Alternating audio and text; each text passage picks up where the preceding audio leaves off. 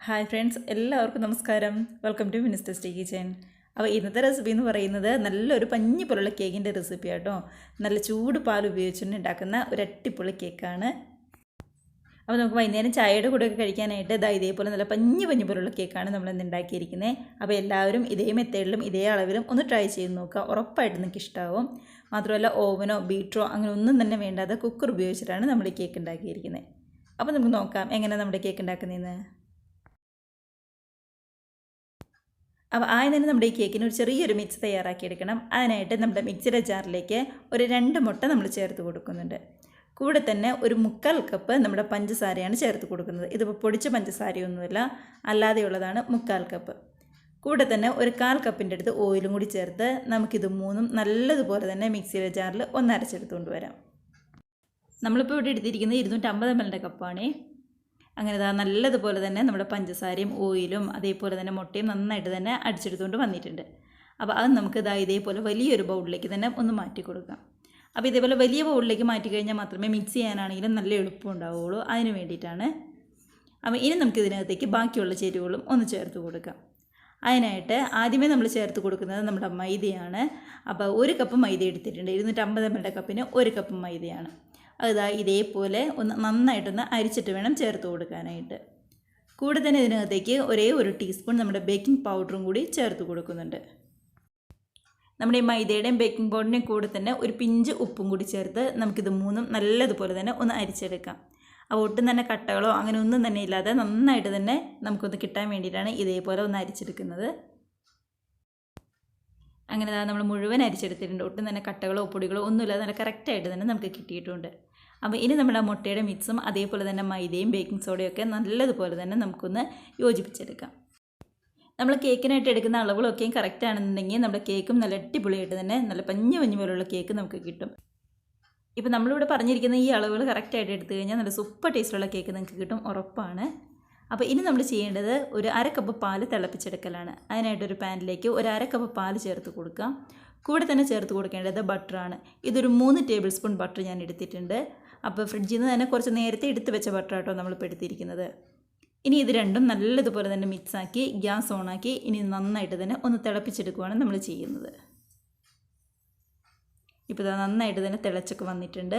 അപ്പോൾ ഇത് ശരിക്കും തിളച്ച് കഴിയുമ്പോൾ നമുക്ക് ഗ്യാസ് അങ്ങ് ഓഫാക്കി ഇത് ആ മിക്സിലേക്ക് അങ്ങ് ഒഴിച്ച് ഒന്ന് യോജിപ്പിച്ചെടുക്കാം.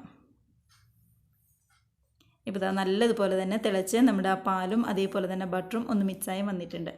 അപ്പോൾ നല്ല ചൂടോടുകൂടി തന്നെ നമുക്ക് ഈ മിക്സിലേക്ക് നമ്മുടെ ആ പാലങ്ങ് ഒഴിച്ചു കൊടുക്കാം. തണുക്കാനായിട്ടോ ചൂടാറാനായിട്ടോ നിൽക്കുകയൊന്നും വേണ്ട, നല്ല ചൂടോടുകൂടി തന്നെ നമുക്ക് ഒഴിച്ചു കൊടുത്താൽ മതി. അതിനുശേഷം നന്നായിട്ട് തന്നെ നമുക്കൊന്ന് മിക്സ് ചെയ്തെടുക്കാം. നമ്മൾ ഈ തിളച്ച പാലൊഴിച്ച് മിക്സ് ചെയ്യുമ്പോൾ ചെറിയൊരു ബുദ്ധിമുട്ടുണ്ടാവും ആദ്യം ഇളക്കുമ്പോൾ. പക്ഷെ നന്നായിട്ട് അങ്ങ് മിക്സ് ചെയ്ത് കഴിഞ്ഞാൽ കൈ എടുക്കാണ്ട് അങ്ങ് മിക്സ് ചെയ്ത് കഴിഞ്ഞാൽ നല്ല അടിപൊളിയായിട്ട് തന്നെ നമുക്ക് കിട്ടും കേട്ടോ. ഇപ്പോൾ നമ്മുടെ കേക്കിൻ്റെ മിക്സൊക്കെ ആണെങ്കിൽ നന്നായിട്ട് തന്നെ റെഡി ആയിട്ടുണ്ട്. ഒട്ടും തന്നെ കട്ടകളൊന്നുമില്ലാതെ നല്ല സോഫ്റ്റ് ആയിട്ട് തന്നെ നമുക്ക് കിട്ടിയിരിക്കുന്നത്. അപ്പോൾ ഇത്രയേ ഉള്ളൂ നമ്മുടെ മിക്സ് എന്ന് പറയുന്നത്. അപ്പോൾ ഇനി നമ്മുടെ കേക്ക് ഉണ്ടാക്കുന്നത് ഓവനിലല്ല, മറിച്ച് ഇതേപോലെ ചെറിയൊരു കുക്കർ ഉപയോഗിച്ചിട്ടാണ് നമ്മൾ ഈ കേക്ക് ഉണ്ടാക്കുന്നത്. അപ്പോൾ ആ കുക്കറിലേക്ക് ഒരു ബട്ടർ പേപ്പർ വെച്ച് കൊടുക്കാം. അതിനുശേഷം ആ കുക്കറിലും അതേപോലെ തന്നെ ബട്ടർ പേപ്പറിലും കുറച്ച് ഓയിൽ നമുക്കൊന്ന് പറ്റി കൊടുക്കാം. മാത്രമല്ല കുക്കറിൻ്റെ സൈഡിലും കൂടി ഒന്ന് പറ്റി കൊടുക്കാവേ. അപ്പോൾ ഇങ്ങനെ വിട്ടു പോരാനായിട്ടാണെങ്കിലും നല്ല എളുപ്പം ഉണ്ടാവും. അതിന് വേണ്ടിയിട്ടാണ്. നന്നായിട്ട് പറ്റി കൊടുത്തതിനകത്തേക്ക് നമ്മൾ നേരത്തെ റെഡിയാക്കി വെച്ചിരുന്ന നമ്മുടെ മിക്സ് ഉണ്ടല്ലോ, കേക്കിൻ്റെ മിക്സും കൂടി നന്നായിട്ട് തന്നെ അങ്ങ് ഒഴിച്ചു കൊടുക്കാം. ഇനിയിപ്പോൾ നമ്മുടെ ഈ കുക്കർ ഇതേപോലെ നന്നായിട്ടൊന്ന് ടാപ്പ് ചെയ്ത് കൊടുക്കണം. ഇല്ലാന്നുണ്ടെങ്കിൽ അതിൻ്റെ ഉള്ളിലുള്ള എയർ ബബിൾസൊക്കെ ഒന്ന് പുറത്തേക്ക് പോകാൻ വേണ്ടിയിട്ടാണ് നമ്മൾ ഇതേപോലെ ഒന്ന് ടാപ്പ് ചെയ്ത് കൊടുക്കുന്നത്. അപ്പോൾ നല്ല രീതിയിൽ തന്നെ ഒന്ന് ടാപ്പ് ചെയ്ത് കൊടുക്കുക. അതിനുശേഷം കുക്കറിൻ്റെ ഈ വിസിലും അതേപോലെ തന്നെ വാഷറും എടുത്ത് മാറ്റിയതിന് ശേഷം വേണം നമ്മൾ കുക്കറിൽ അടച്ചു കൊടുക്കാനായിട്ട്.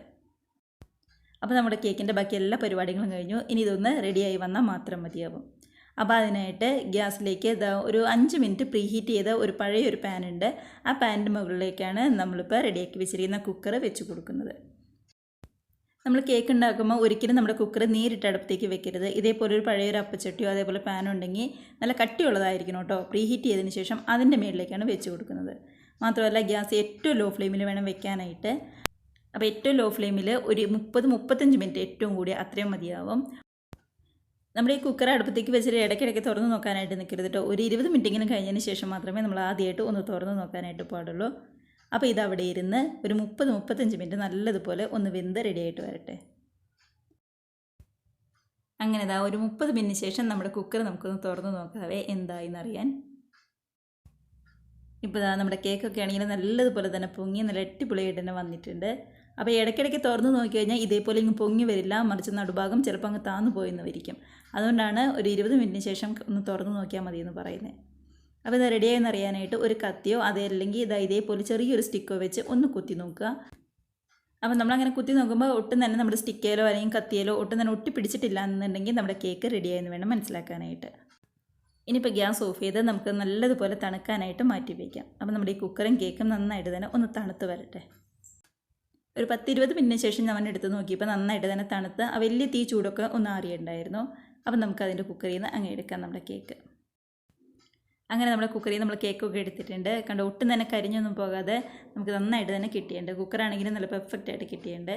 അതേപോലെ തന്നെ കേക്കാണെങ്കിലും അതിൻ്റെ സൈഡിലോ അതേപോലെ തന്നെ പുറകിലോ ഒട്ടും തന്നെ കരിഞ്ഞൊന്നും പോയിട്ടില്ല. അപ്പോൾ ഏറ്റവും ലോ ഫ്ലെയിമിൽ ഇട്ടതുകൊണ്ടാണ് അങ്ങനെ കരിയാതെ നല്ല രീതിയിൽ തന്നെ നമുക്ക് കിട്ടിയത്. അപ്പോൾ നമ്മൾ ആ ബട്ടർ പേപ്പറൊക്കെ അങ്ങ് എടുത്ത് മാറ്റിയിട്ടുണ്ട്.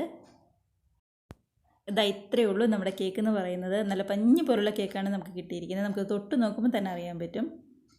അപ്പോൾ ഇനി നമുക്കിതൊന്ന് ചെറുതായിട്ടൊന്ന് കട്ട് ചെയ്ത് നോക്കാം. ഇതിൻ്റെ ഉള്ളൊക്കെ ആണെങ്കിലും ഏത് രീതിയിലാണ് വന്നതെന്ന് അറിയാനായിട്ട്. ഇപ്പോൾ 250 ml ഒരു കപ്പ് ഉണ്ടെങ്കിൽ അതെടുക്കാനായിട്ട് ശ്രദ്ധിക്കുക. ഇല്ലാന്നുണ്ടെങ്കിൽ നമ്മൾ ചായ കുടിക്കുന്ന ഒരു ചെറിയ ഗ്ലാസ് ഉണ്ടാവുമല്ലോ, ആ ഗ്ലാസ്സിനകത്ത് എല്ലാ അളവുകളും അതേ ഗ്ലാസ്സിൽ തന്നെ എടുക്കാനായിട്ട് ശ്രദ്ധിച്ചാലും മതിയാകും. നമ്മുടെ കേക്കിൻ്റെ ഉള്ളൊക്കെ ആണെങ്കിലും നല്ലതുപോലെ തന്നെ നമുക്ക് കിട്ടിയിട്ടുണ്ട്. നമ്മൾ ഞെക്കി നോക്കുമ്പോൾ തന്നെ അറിയാൻ പറ്റും നല്ല സോഫ്റ്റ് ആയിട്ടാണ് ഇരിക്കുന്നത്. നമുക്ക് വൈകുന്നേരം ചായ കുടിക്കാനൊക്കെ ആണെങ്കിലും നല്ല ചൂടോടുകൂടി ഇതേപോലെ ഒരു കേക്ക് ഉണ്ടാക്കി കഴിച്ചാൽ മാത്രം മതിയാവും. അപ്പോൾ എല്ലാവർക്കും നമ്മുടെ ഈ വീഡിയോ ഇഷ്ടമായെന്ന് വിശ്വസിക്കുന്നു. എല്ലാവരും ട്രൈ ചെയ്ത് നോക്കി മറക്കാതെ കമൻസൊക്കെ അറിയിക്കുക. നമ്മുടെ ഈ കേക്ക് നിങ്ങൾക്ക് ഇഷ്ടമായിട്ടുണ്ടെങ്കിൽ ഒന്ന് ലൈക്ക് അടിച്ചാൽ മറ്റുള്ളവരിലേക്കും കൂടി നമ്മുടെ ഈ റെസിപ്പി ഒന്ന് ഷെയർ കൂടി ചെയ്യാനായിട്ട് മറന്നു പോകരുതേ. അപ്പോൾ നമുക്ക് ഇതേപോലുള്ള നല്ല അടിപൊളി വീഡിയോസിൻ്റെ റെസിപ്പീസൊക്കെ ആയിട്ട് വീണ്ടും കാണാം. അതുവരെ എല്ലാവരും നല്ല ഹാപ്പി ആയിട്ടിരിക്കുക. ബൈ.